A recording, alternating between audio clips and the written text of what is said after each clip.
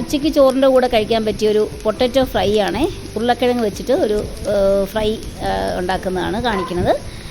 അതിന് നമ്മൾ ഉരുളക്കിഴങ്ങ് ഇതുപോലെ വട്ടത്തിൽ അരിഞ്ഞ് വെക്കുക. വട്ടത്തിലോ എങ്ങനെ ഏത് ഷേപ്പിലായാലും കുഴപ്പമൊന്നുമില്ല.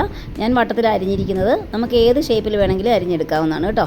എന്നിട്ട് അതിലേക്ക് ഉപ്പ് പുരട്ടി വെക്കുക. ഉപ്പ് പുരട്ടി കുറച്ച് നേരം വെക്കുകയാണെങ്കിൽ നല്ലതാണ്. അതിനകത്തുള്ള ആ വെള്ളം ഊർന്നിറങ്ങിയിട്ട് നമുക്ക് ആ വെള്ളം കളഞ്ഞിട്ട് വേണമെങ്കിൽ നമുക്ക് മുളക് പൊടിയൊക്കെ പുരട്ടാം. ഞാനിപ്പോൾ പെട്ടെന്ന് നമുക്ക് ഉണ്ടാക്കാനായിട്ട് അങ്ങനെ എടുത്ത് വെക്കണമെന്നൊന്നുമില്ല.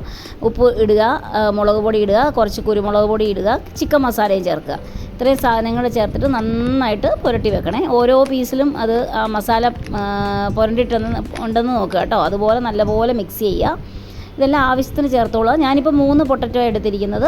അത് മതിയാവും നമുക്ക് ഉച്ചക്കത്തേക്ക് ചെയ്യാനായിട്ട്. നല്ലതുപോലെ മിക്സ് ചെയ്യുക. മിക്സ് ചെയ്തിട്ട് കുറച്ച് എണ്ണ ഒഴിക്കുക. 1 ടേബിൾ സ്പൂൺ എണ്ണ ഒഴിച്ചാൽ മതി. ആ ടേബിൾ സ്പൂൺ എണ്ണ ഒഴിച്ചിട്ട് വറുത്ത് കോരിക്കോളാം. 2 സൈഡും മുരിഞ്ഞ് കഴിയുമ്പം കോരിയെടുക്കുക.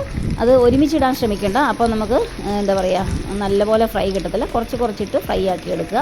നല്ല സൂപ്പർ പൊട്ടറ്റോ ഫ്രൈ ഉച്ചയ്ക്ക് ഊണിന് റെഡിയാക്കാം.